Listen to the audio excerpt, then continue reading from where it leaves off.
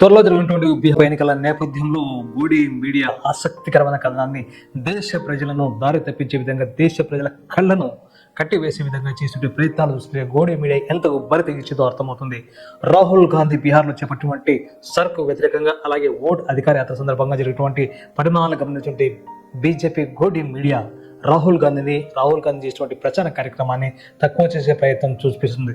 ఎందుకంటే రాహుల్ గాంధీకి బీహార్ వ్యాప్తంగా ఎటు చూసినా ప్రజలు బ్రహ్మరథం పడుతున్నారు.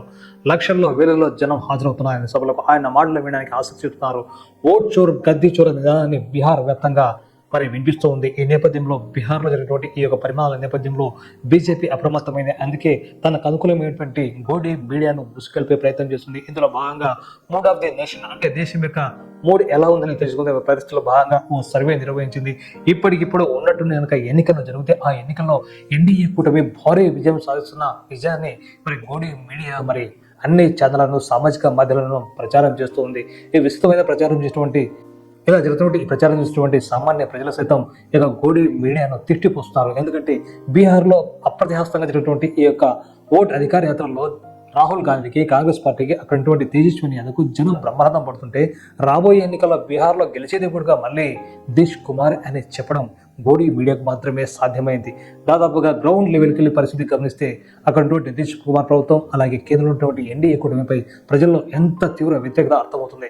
ఈ నేపథ్యంలో మొన్న ఇద్దరు మంత్రులను ఎమ్మెల్యేలను కూడా జనం తరిమి కొట్టారు. అంతటి తీవ్ర అసంతృప్తి ఉన్నప్పటికీ బీహార్లో మాత్రం రాబోయే ఎన్నికల్లో గెలిచేది మేమే అని అలాగే నెక్స్ట్ ఉన్నట్టుండి కనుక ఎన్నికలు జరిగితే దేశవ్యాప్తంగా ఎన్నికలు జరిగితే మరోసారి ఎన్డీఏ కూటమి అధికారంలోకి రావడం సాధ్యమని చెప్పడం కేవలం ఈ యొక్క మోడీ మీడియాకే సాధ్యమైంది. బీజేపీ సారథ్యంలో ఎన్డీఏ సీట్లకు 324 సీట్లు వస్తాయని India today C voter mood of the నేషన్లో చేసిన సర్వేలో అంచనా వేసింది. అంటే దాదాపుగా ఇందులో 260 స్థానాలు బీజేపీ సాధిస్తున్నాయి, మిగతా కూటమి సంబంధించిన నేతలు సాధిస్తారని చెప్పడం జరిగింది. కానీ ఇక్కడ సొంతంగా ఏర్పాటు కావాల్సిన బలం దక్కదని కూడా తెలిపింది. ఇక కాంగ్రెస్ నేతృత్వంలోని ప్రతిపక్ష ఇండియా కూటమికి 208 సీట్లు మాత్రమే వస్తాయని ఒకరు పేర్కొంటే మరొకరు అంతకంటే తక్కువ అని చెప్పారు. గత ఎన్నికల్లో మొత్తం 543 స్థానాలకు బీజేపీ పోటీ చేస్తే 240 స్థానాలు మాత్రమే గెలుచుకుంది. సొంతంగా ప్రభుత్వం ఏర్పాటు చేయలేకపోవడంతో మిత్రుల సహకారం అవసరమైంది. కాబట్టి గతంలో పోలిస్తే 2019, 2014తో పోలిస్తే 303 సీట్లు సాధించినటువంటి బీజేపీకి ఈసారి మాత్రం ప్రజల్లో తీవ్ర అసంతృప్తి, అలాగే పాకిస్తాన్ యొక్క సింధూర్ యుద్ధం, అలాగే చైనాతో సంబంధాలు, అలాగే ట్రంప్తో ఉచ్చమటలు పట్టిస్తున్నటువంటి ట్రంప్ సుంకాలతో ప్రజల్లో తీవ్ర వ్యతిరేకత నెలకొంది. ప్రజల్లో దాదాపుగా లక్షల కోట్లలో భారీగా నష్టం వచ్చింది ట్రంప్ సుంకాల వల్ల. ఇవన్నీ పక్కన పెట్టేసి ఇప్పటికిప్పుడు ఎన్నికల అంటూ జరిగితే 300 పైగా స్థానాలు వస్తాయని చెప్పడం మాత్రం నిజంగానే విడ్డూరం. ఆర్జేడీ కాంగ్రెస్ వామపక్షాలతో కూడిన మహాగఠబంధన్కు కేవలం బీహార్లో 243 సీట్లలో ఎన్నికలు జరిగితే ఈ 3 పార్టీలు కలిసి అంటే రాహుల్ గాంధీ ప్రచారం చేసినటువంటి ఈ కార్యక్రమంలో అలాగే వామపక్షాలు ఆర్జేడీతో కలిపి 75 స్థానాలకే పరిమితమైన మోడీ మీడియా నెత్తి నోరు బాదుకుంటుంది. అందులో కాంగ్రెస్కు 10 స్థానాలే వస్తాయంట. గత ఎన్నికల్లో పోలిస్తే ఆర్జేడీకి 23 స్థానాలు, కాంగ్రెస్కు 9 స్థానాలు తగ్గుతాయని ఈ మోడీ మీడియా దుష్ప్రచారం చేయడం నిజంగా చాలా చాలా చాలా చాలా చాలా చాలా చాలా విడ్డూరం అనిపిస్తుంది. ఈ నేపథ్యంలో వాస్తవాన్ని కనుక ఇక్కడ మనం గమనిస్తే మోడీ మీడియా చేసినటువంటి ప్రచారాల్లో జనాలు ఎప్పటికీ మాత్రం మర్చిపోలేరు. ఎందుకంటే ఉన్నది ఉన్నట్టుగా చెప్పడం ఎప్పటికీ సాధ్యం కాదు, ఎప్పుడు చెప్పలేరు కూడా.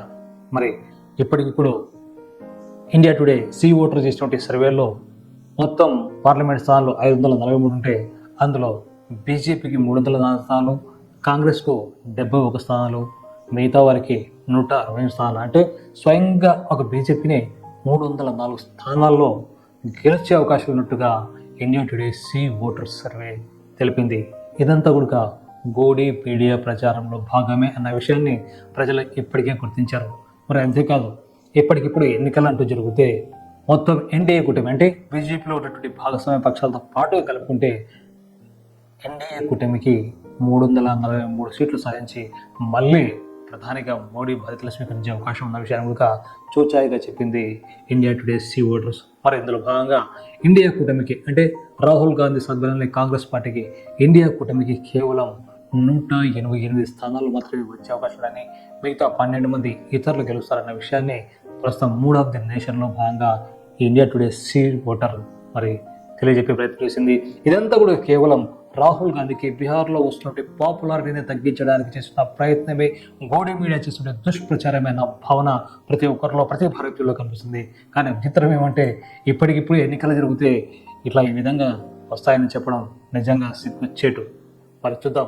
మరి అదేవిధంగా ఇక్కడ మరో ముఖ్యమైన విషయం అంటే, ఒకవేళ ఇప్పటికిప్పటి మూడ్ ఆఫ్ ది నేషన్ కార్యక్రమంలో భాగంగా చూసుకుంటే ఆంధ్రప్రదేశ్లో కూడా మరి కూటమికి కాస్త కష్టకాలం తప్పదు అనిపించినప్పటికీ కానీ అత్యధిక స్థానాల్లో సాధించే అవకాశాలు ఉన్నట్టుగా ఈ యొక్క సర్వేల ద్వారా తెలుస్తుంది.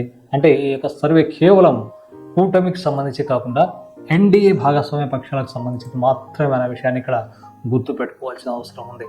ఎందుకంటే గతంలో పోలిస్తే మరి ప్రస్తుతం కాంగ్రెస్ పార్టీకి అనుబంధం ఉన్నటువంటి సంస్థలు, పార్టీలు అన్నీ కూడా ప్రజల్లో చాలా అనుకూలమైన భావన ఉంది.